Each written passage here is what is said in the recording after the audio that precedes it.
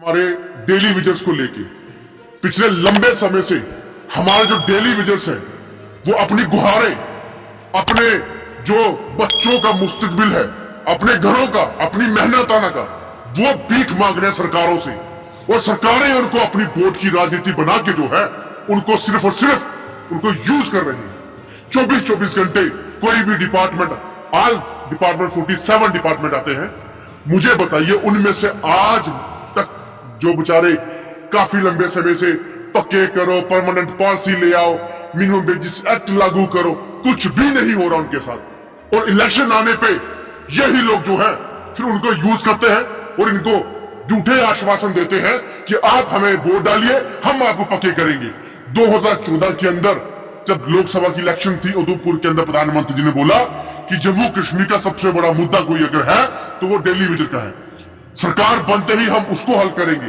तब से लेके अब तक कोई हल नहीं हुआ, लेकिन हमारे वो भाई लंबे समय से अपनी जान गंवा रहे हैं, चाहे वो पीडीडी डिपार्टमेंट के हो, चाहे पीएचई के हो, चाहे इरिगेशन फ्लड के हो, चाहे तमाम हमारे 47 डिपार्टमेंट के डेली विजर्स हो।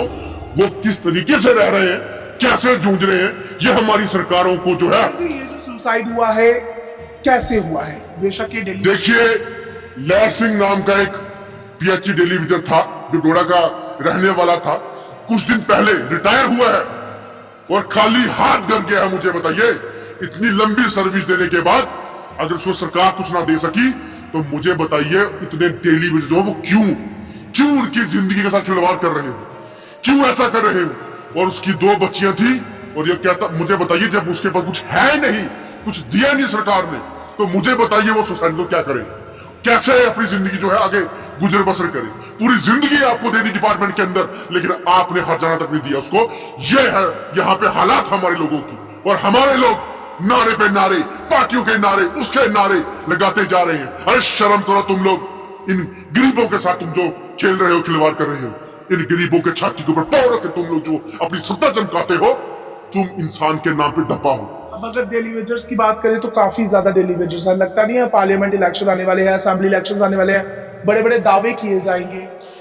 मैं कहता हूं इन इलेक्शन वालों को, अरे शर्म आपके अंदर कोई बची है ना, तो लोकसभा इलेक्शन से पहले उन बेचारों के जो हालात हैं उनको सुधारो, जो आज डेली वेजर्स उनको सुधारो।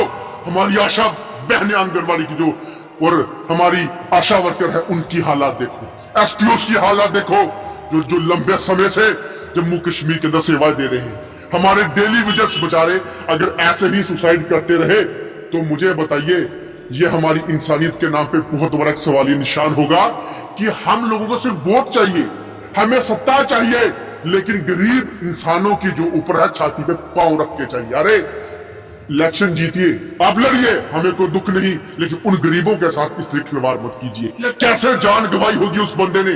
और कुछ तो बिजली डिपार्टमेंट के, इनके लिए 24 घंटे ट्रांसफार्मर पे, बिजली पे, लाइट पे चढ़ के बाजू कटवाई, टांगे कटवाई, जान तक गंवाई। अरे शर्म करो, कितना खेलोगे इंसानों के ऊपर। लगता है अब इनको पक्का कर दिया जाएगा, इलेक्शन आए हैं, इलेक्शन स्टंट किए जाएंगे और लोग समझ पाएंगे, लोग जो है वो कहीं ना कहीं ये समझेंगे कि अब जो है इलेक्शन है इसलिए हमें परमानेंट किया गया। हालांकि लग नहीं रहा है कि परमानेंट किया जाएगा, ऐसी कोई भी बात सामने नहीं आई है। पर आप देखिए, अभी तो कुछ दिनों के बाद कोर्ट ऑफ कंडक्ट लग जाएगा, उसके बाद ना कोई ऐसा ऑर्डर निकलेगा, ना कोई चीज ऐसी होगी। लेकिन कोई सोचता है कि संजय चिबागली की आवाज उठाना बंद करेगा, ये आपकी भूल होगी। मैं इनकी आवाज उठाता रहूंगा और इनकी आवाज कभी रुकने नहीं दूंगा, चाहे एक हूं, चाहे मेरे पास पीछे 1000 हैं। ये आने वाला वक्त आपको बताएगा कि जिस दिन मैं मैदान में उतरूंगा तो अपने साथ कितने लोग लेके जो है रोडों पे बैठूंगा। और मैं चाहता नहीं कि हमारी वजह से रोड ब्लॉक होके जो और पब्लिक को नुकसान पहुंचे, मैं तभी चुप करके बैठा हूं। लेकिन अगर आपने हमसे अगर ऐसा कोई भी हमारे प्रस्ताव नहीं लेके डेली विजर के लिए, तो मजबूरन हमें एक सलाह के साथ जो है जम्मू के अंदर उतरना पड़ेगा।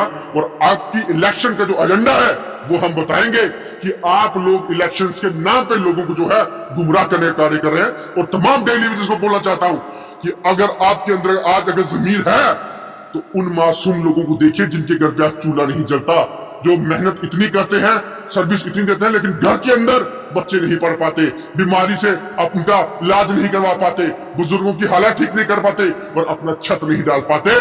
अब उनके अंदर जाके देखिए, उनके घरों में जाके देखिए, तो कुछ अगर आपके अंदर एहसास होगा तो इस बार इलेक्शन होने से पहले फैसला, नहीं तो इलेक्शन के अंदर टोटल बाइकआउट करें। अगर भारतीय जनता पार्टी की बात करें तो हमारे मोदी जी रिप्रेजेंटेटिव हैं और वही मोदी जी जो है जम्मू कश्मीर के लोगों को काफी बड़े बड़े तोहफे देके गए हैं, कई तरह के डेवलपमेंट प्रोजेक्ट जो है लॉन्च करके गए हैं, लोग खुश हैं।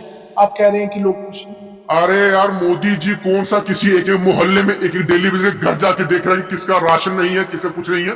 प्रधानमंत्री है पूरे देश के, और उनके साथ अगर सच्चाई उजागर नहीं कर रहे, वो गलती हमारे नुमाइंदों की। और हम लोग, मैं कोशिश करूंगा इस लोकसभा इलेक्शन के अंदर कि कोई ना कोई चीज प्रधानमंत्री पहुंचाने की, उनको दिखाने की ये हालात है हमारे लोगों की, ये सच्चाई है हमारे लोगों की, और हमारे लोगों के साथ आज ये हो रहा है और आपको दिखावा दिखाया जा रहा है जम्मू कश्मीर के अंदर। और अगर यहाँ पे अगर मिला, अगर सब कुछ दिया, तो कहां है फिर, कहां आज क्यों लोग परेशान है, क्यों सुसाइड हो रहा है, मुझे बताइए क्यों नहीं पक्के हो रहे, क्यों आज मुश्किलात में हमारे डेली वेजेस है, क्यों हमारी आशा अरबों के प्रोजेक्ट्स यहाँ पर लॉन्च किए गए हैं, कहा जा रहा है कि काफी ज्यादा करोड़ रुपए जो है जम्मू कश्मीर को दिए गए हैं, तो उन पर आप सवाल। प्रोजेक्ट है बड़े बड़े ठेकेदारों की, प्रोजेक्ट है बड़े बड़े एडमिनिस्ट्रेटर के, प्रोजेक्ट है बड़े बड़े सियासतदानों के, लेकिन उन गरीबों के लिए क्या है, उन मासूम लोगों के लिए क्या, मुझे बताइए, जो मासूम इनको सर्विस देके आज खजाना कुछ नहीं ले पा रहे, आज परेशानी से अपना जो है अपने आत्महत्या कर रहे हैं, उनके लिए क्या है, मुझे बताइए।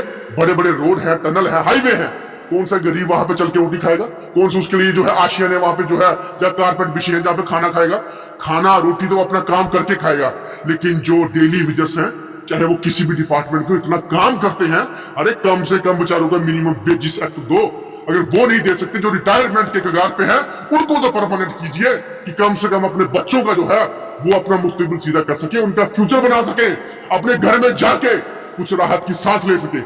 लेकिन हमारी सरकारें आश्वासनों की दुकानों की सब कुछ नहीं खोलती, लेकिन इस बार जो है हमारे लोगों को सोचना होगा कि कैसे और किस तरीके से इनके साथ जो है आपने फैसला करना। चलिए, आपने ये वास्तव उठाई है कि आखिर डेलीवेजर्स क्यों जो है सुसाइड कर रहे हैं, इसके बारे में आपने बता भी दिया है कि जब उनको कुछ मिलेगा ही नहीं, वो अपने बच्चों की शादियां कैसे करेंगे, आगे कैसे आप पर मीडिया बाइट तो दे रहे हैं, क्या आप उनके साथ सड़कों पर उतरेंगे, क्या इसको लेकर आप प्रदर्शन करेंगे कि लेफ्टिनेंट गवर्नर भी सुन पाए कि ऐसे लोगों की सुनवाई होनी चाहिए? देखिए, मैंने पहले कहा कि मैं नहीं चाहता कि जम्मू कश्मीर के अंदर हम रोड ब्लॉक करें, जम्मू कश्मीर के अंदर काफी लोग इकट्ठे करके एक रैली के रूप में पैदा हो, लेकिन उससे क्या होगा, हमारी पब्लिक परेशान होगी, जो कि चीज मैं नहीं चाहता।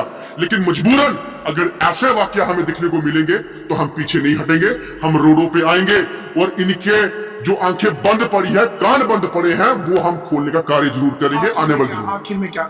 देखिए, आखिर में यही कहना चाहता हूं, प्यार से, इज्जत से बोलना चाहता हूं कि हमारे सेंटर की सरकार जो इलेक्शन लड़ रहे हैं, जल्द से जल्द प्रधानमंत्री जी से आग्रह करें कि हमारे डेली वेजेस को परमानेंट करें। जो रिटायरमेंट के कगार पे है, कम से कम उनको तो करिए, बाकी चाहे आप साल के बाद करिए, लेकिन पहले उनको करिए आप, रिटायरमेंट जो होने वाले हैं, घर पे जाके अपनी सुकून की जिंदगी जी सके।